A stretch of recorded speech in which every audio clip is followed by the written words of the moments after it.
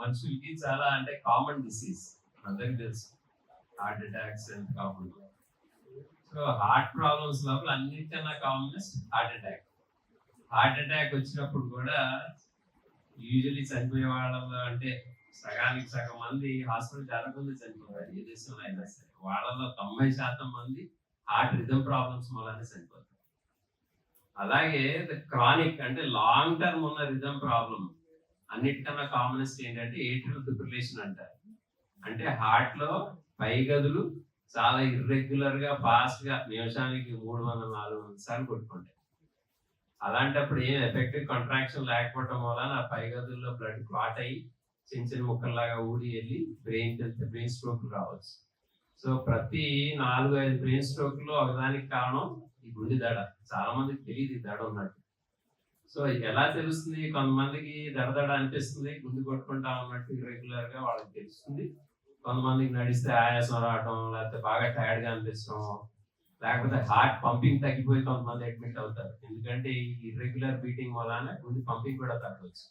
కొంతమంది brain stroke తో admit అవుతారు, పెరాలసిస్ తో అడ్మిట్ అవుతారు. చూస్తే ఈ దడ ఉంటుంది.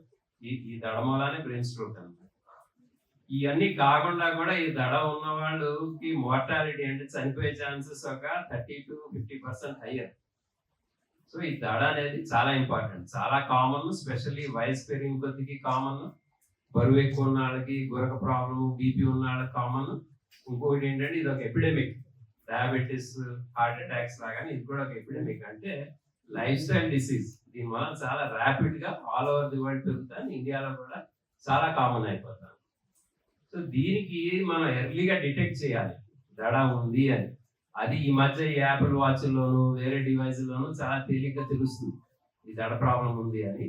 కొన్నిసార్లు ఈ సిమ్టమ్స్ తో వచ్చినా సరే, ఆయాసం, గుండె దడ వీటితో వచ్చినా సరే మనకు తెలుస్తుంది. ఈసీజీ తీస్తే తెలుస్తుంది దడ ఉందని. కొన్నిసార్లు హోల్డర్ అనేది ఒకటి పెడతాం, 3-4 రోజులు మానిటర్ చేస్తుంది, దానిలో తెలుస్తుంది. ఇది మనం ఎర్లీగా ట్రీట్ చేయాలి. దీని ట్రీట్మెంట్ ఏంటంటే హార్ట్ లోపలికి వెళ్ళి ఆ హార్ట్ లెఫ్ట్ సైడ్ పై గదులు ఉంటాయి, దానికి ఒక 4 ట్యూబులు అటాచ్ అయి ఉంటాయి. ఆ ట్యూబుల లోపల నుంచి ఈ ఫైరింగ్ స్టార్ట్ అవుతుంది. స్టార్ట్ అయినప్పుడు మొత్తం గుండె మొత్తం ఒక రకమైన ఇర్రెగ్యులర్ బీటింగ్ లోపలికి వెళ్ళిపోతుంది. సో దీని ట్రీట్మెంట్ ఏంటంటే ఆ ట్యూబుల దగ్గర మనం హీట్ ఇస్తాం, వెల్డింగ్ లాగా చేస్తాం. దీన్ని రేడియో ఫ్రీక్వెన్సీ అబ్లేషన్ అంటారు. ఈ రేడియో ఫ్రీక్వెన్సీ అనేది ఒక ఎనర్జీ సోర్స్. అక్కడ మనం హీట్ ఇవ్వడానికి, అక్కడ ఎలక్ట్రిక్ సప్లై బ్లాక్ చేయడానికి వెల్డింగ్ లాగా మనం వాడే హీట్ సోర్స్. దీని మూలం చాలా ప్రాబ్లమ్స్ ఉంటాయి. ఒకటేమో నొప్పి రావటం, ఇంకోటేమో మనం తినే ఆహారం తీసుకునే ట్యూబ్, ఈసోఫేగస్ అంటారు, హార్ట్ ఆనుకునే ఉంటుంది బ్యాక్ సైడ్. సో కొన్నిసార్లు ఈ ప్రొసీజర్ చేస్తా ఉన్నప్పుడు అక్కడ హోల్ లాగా పడి ఆ ట్యూబ్ లోపలికి కనెక్షన్ ఏర్పడింది అనుకోండి, ఇది లైఫ్ థ్రెటనింగ్. అంటే యూజువల్లీ వాళ్ళు సర్వైవ్ అయ్యేవాళ్ళు కాదు, చాలా రేర్ కాంప్లికేషన్, కానీ ఇట్స్ డ్రెడెడ్ కాంప్లికేషన్. ఆ ప్రొసీజర్ చేస్తా ఉన్నప్పుడల్లా అందరికి డాక్టర్లకి భయం, ఇదేమన్నా ఇలా అవుతుందేమో అని. చాలా రేర్, కానీ అందరికి కూడా ఎప్పుడు బ్యాక్ ఆఫ్ ద మైండ్ అది ఉంటుంది. థర్డ్ థింగ్, అక్కడ ఉన్న నర్వ్స్ డ్యామేజ్ అవ్వచ్చు, లేకపోతే రక్తనాళాలు డ్యామేజ్ అవ్వచ్చు. ఇప్పుడు అందుకుని అది కూడా కాకుండా చాలా టైం పట్టేది ఈ ప్రొసీజర్, ఆల్మోస్ట్ ఒక 3-4 గంటలు పట్టేది. సో లాస్ట్ 15-20 ఇయర్స్ నుంచి ఈ ప్రొసీజర్ ఇంకా ఇంకా ఇంకా మారి ఒక 3 ఇయర్స్ నుంచి 4 ఇయర్స్ నుంచి పల్స్ ఫీల్డ్ అబ్లేషన్ అనేది ఒకటి వచ్చింది. ఇది చాలా రెవల్యూషనరీ థెరపీ. అంటే ఆ రేడియో ఫ్రీక్వెన్సీ, ఆ హీట్ వాడడం. మనం ఈ పల్స్ ఫీల్డ్ అంటే ఏంటంటే వెరీ షార్ట్, ఒక ఎలక్ట్రిక్ సిగ్నల్ లాంటిది. So high amplitude electric signal ఒక సెకండ్ లో 140th 160th అంత షార్ట్ టైం ఇస్తే అక్కడ లోకల్లీ మసిల్ డ్యామేజ్ అవుతుంది తప్ప, heart muscle, electric fibres damage అవుతుంది తప్ప మిగతా పక్కన ఏ స్ట్రక్చర్ కూడా డ్యామేజ్ అవ్వదు. So it's very safe, very fast. పూర్వం 4 గంటలు పట్టే ప్రొసీజర్ ఇప్పుడు 45 minutesలో అయిపోతుంది. పేషెంట్కి నొప్పి లేదు, ర్యాపిడ్ గా డిశ్చార్జ్ చేసేయచ్చు, ఆ రోజు ఈవినింగ్ డిశ్చార్జ్ చేసేయచ్చు. సో అన్ని రకాలుగా చూస్తే ఈ పల్స్ ఫీల్డ్ అబ్లేషన్ అనేది ఈ ట్రీట్మెంట్ లో, హార్ట్ రిథమ్ ట్రీట్మెంట్ లోపల చాలా రెవల్యూషనరీ ట్రీట్మెంట్. మనకి యుఎస్ లో, కొన్ని యూరోపియన్ కంట్రీస్ లో కూడా మొత్తం మారిపోయింది. అంటే పూర్వం వాడే రేడియో ఫ్రీక్వెన్సీ వాట్ల ఈ పల్స్ ఫీల్డే వాడుతున్నారు. ఇది for the first time in India మనం ఇక్కడ ఈ పల్స్ ఫీల్డ్ ఎక్విప్మెంట్ అంతా పెట్టాము మనం మన హాస్పిటల్లో. So we're the first guys to get in pulse field ablation into the country. ఇది ఎంత రెవల్యూషనరీ థెరపీ అంటే ఒకటా రేడియో ఫ్రీక్వెన్సీ నుంచి మారిపోవడమే కాకుండా ఈ దడ ప్రొసీజర్లు కూడా చాలా కామన్ అయిపోయినాయి ఈ టెక్నాలజీ వచ్చిన తర్వాత, because of the speed and safety with which you can do it. So పూర్వం పేషెంట్లు భయపడేవాళ్ళు, డాక్టర్లు భయపడేవాళ్ళు. ఇప్పుడు మారిపోయింది అది, because of the hardly half an hour 45 minutes లో చేసేయగలుగుతున్నారు. కాబట్టి మా కొలీగ్స్ యుఎస్లో ఉన్న వాళ్ళు రోజుకి ఒక కేసు చేస్తే గొప్ప, అలాంటిది ఇప్పుడు 4-5 కేసులు చేయగలుగుతున్నారు, పేషెంట్స్ కూడా చేసుకోగలుగుతున్నారు. సో ఇది ఏట్రియల్ ఫిబ్రిలేషన్ అనేది మనం ఎర్లీ స్టేజ్ లో కనుక ట్రీట్ చేయకపోతే అది పర్మనెంట్ అయిపోతుంది. పర్మనెంట్ అయిపోయిన తర్వాత చాలా కష్టం దాని ట్రీట్మెంట్. సో పర్మనెంట్ అయిన తర్వాత సర్జన్స్ ట్రీట్ చేయగలరు మాకన్నా బాగా. ఇప్పుడు డాక్టర్ ప్రకాష్ గారు ఉన్నారు ఇక్కడ, హీఈస్ ఏ కార్డియోథెరాసిక్ సర్జన్. బైపాసే కాకుండా ఈయన ఏట్రియల్ ఫిబ్రిలేషన్ కూడా సర్జరీలు ఉంటాయి, ఈ దడకు కూడా సర్జరీ చేస్తారు వాళ్ళు. He's one of the only persons in India who can do that. ఆయన యూకేలో ట్రైన్ అయ్యి యూకేలో కన్సల్టెంట్ గా ఉండి ఇక్కడికి వచ్చారు. యాక్చువల్లీ మొన్న కూడా for the first time in the Telugu states ఎక్కడైతే నేను చెప్పాను చూడండి, ఆ పై గదుల్లో క్లాట్లు తయారయ్యి చిన్న చిన్న ముక్కల్లాగా ఊడి బ్రెయిన్కి వెళ్తుందని, దాన్ని మనం క్లోజ్ చేసేస్తే ఈ ప్రాబ్లం ఉండదు. So the first time in the Telugu states use a clip to close that. So whatever it is, అంటే మేము ఇప్పుడు ఏట్రియల్ ఫిబ్రిలేషన్ సెంటర్ పెట్టడంతో ఏమవుతానంటే not only this new treatments but surgical treatments కూడా. So it's holistic approach to atrial fibrillation ఈ దడకి. సో ఈ పల్స్ ఫీల్డ్ అబ్లేషన్ అనేది మనకి ఇంకా చేయటానికి అంటే ఎక్విప్మెంట్ వచ్చింది, we were the first case to get it in to the country. చేయటానికి పర్మిషన్లు, దానికి కొంచెం టెక్నాలజీ, అది దానికి వాళ్ళు ప్రాక్టర్స్ అని ఉంటారు, వాళ్ళు రావాలి. సో మోస్ట్ ప్రాబ్లీ ఒక 1 week or 10 days లో we'll be able to do the cases, ఎందుకంటే ఆ పర్మిషన్ రావాలి. But otherwise it's easy procedure to do, చేయటం తేలిక actually. So we can do a lot more cases. We can be a very good center for AF ablation in general, either surgical or catheter based, and we provide the entire gambit of AF surgery and AF catheter ablation services at this hospital. When it becomes permanent AF, that's when the surgery kicks in. But before it becomes permanent, for all transient and non-permanent AF ablation, catheter ablation will remain the first choice. And that will be where the first portway of treatment starts. Once we are not able to do much with the catheter ablations, then the surgery also starts. But also, going forward, I think the hospital, Sri Sri Holistic Hospitals is likely to build this partnership up more and more and get more and more service oriented in terms of AF ablation. We all aim to become AF champions in this state and in the country. In UK and US, we already have a multidisciplinary team meetings for all these processes where cardiology team and the cardiac surgical team discuss about individual cases based on the merits and based on the status of their atrial fibrillation. And once that is being done, there is a consensus as to what needs to be done first and then what needs to continue afterwards. So initially, it is first gatekeepers are the electrophysiologists like Dr. Ramchandra, and they will treat the non-permanent atrial fibrillations. And those who are not likely to succeed with that will then come to surgical catheter ablation, surgical ablations. We use radio frequency, and we also do standalone atrial fibrillation surgery just for atrial fibrillation, and along with other valve surgeries. So we have a minimally invasive protocol now, which we can do with a small hole just near the bottom of the sternum. And with that, we can burn the left atrial floor. And that will give you about 80 to 90% reduction in AF burden in most permanent cases as well.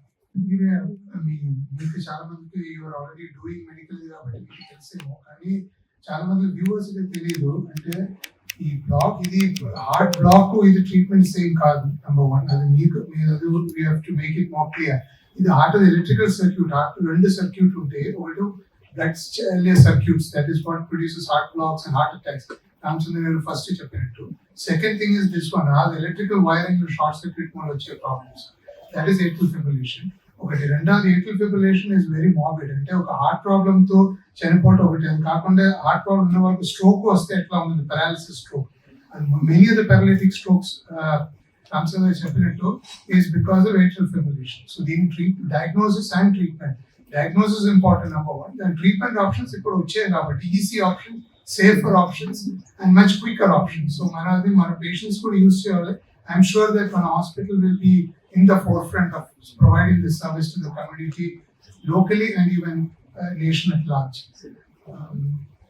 Moving forward with newer techniques and welcoming newer advances which are coming up, and more so in cardiology. The newer techniques we have always been the first people to do things. And idanta kakunda, the most important thing is we always had a thought in us to have all these services affordable to everyone. So a combination of the most advanced technology and being affordable, that is what we make it possible. So we welcome everyone who needs this procedure to make use of this and be a part of us.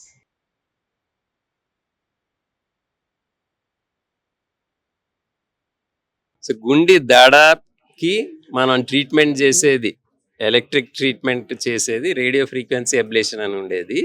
ఇది pulse field అబ్లేషన్కి change అయిపోతాను చాలా కంట్రీస్లో. For the first time ఇండియాలోకి Sri holistic hospitals ఈ మనం pulse field ablation was brought into this country ఇప్పుడు.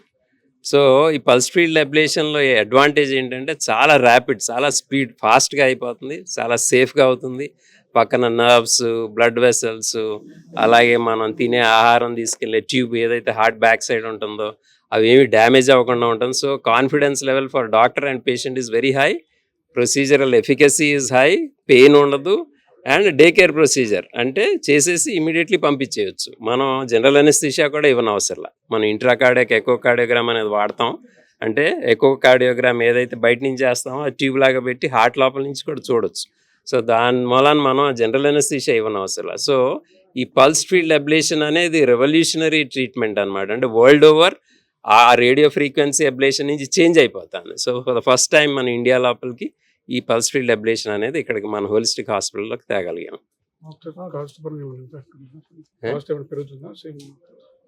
Cost పరంగా procedure cost might increase little bit.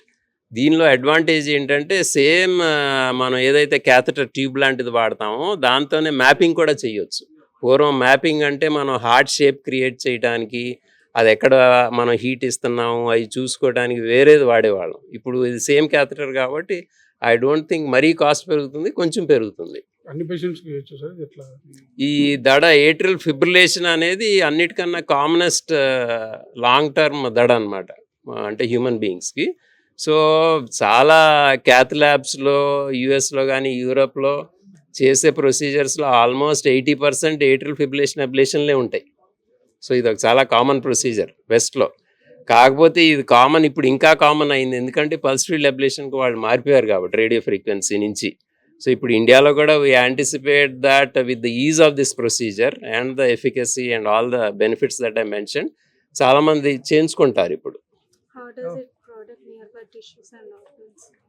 How does the pulse field ablation not damage the nearby tissues? అంటే radio frequency energy అనేది heat ఇస్తుంది. Basically it is like heating. ఇది అలా కాదు. This is called electroporation అని. మనం short electric burst ఇవ్వడం ద్వారా ఆ సెల్స్ డ్యామేజ్ అవుతాయి, ఆ పక్కన ఉన్న సెల్స్.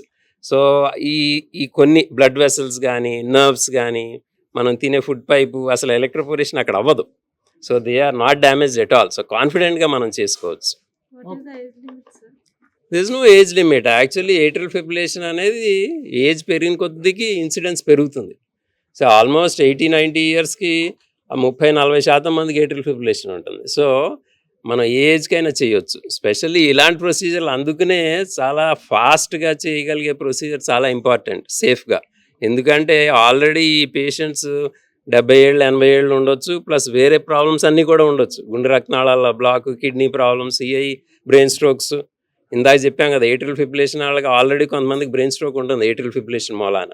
సో ఈ ప్రొసీజర్ ద్వారా మనం వాళ్ళకు కూడా సేఫ్గా చేయొచ్చు ఈ procedure. So atrial fibrillation treatment is quite lagging in India at the moment. We are at least 2 decades behind what the Western world does.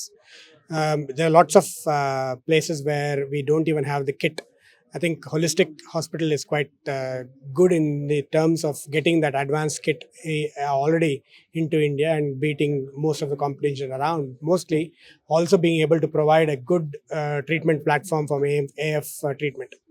Surgically, there is a lot of work to be done in India. At least from what I've gathered and what I've seen around, there is very little of AF surgery that's been done for either standalone or valvular atrial fibrillation.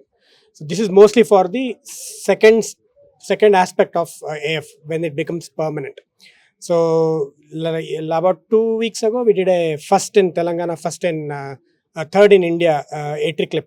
It's not called AtriClip. It's a atrial clip produced by Medtronic called Penditure. So we did that first in Telangana. I think that's only third in the country, and that is the start of our atrial appendage management in India. But there are other companies which are vying to come into India to bring that technology further. Once it comes and once the competition cost reduces, I think we'll be able to do a lot more for a lot of other patients who are actually more deserving of this technology. More important is that we try and bring down the morbidity of AF related complications, especially stroke, either embolic stroke into the brain, into the spleen, into the kidneys, into the other organs. Anything can go and anything can cause major problems. Stroke is a very morbid situation where it impacts both your family as well as the patient having it. And that is why it is very important to try and see if you can prevent it. So mostly the AF surgery is to prevent all these complications from happening.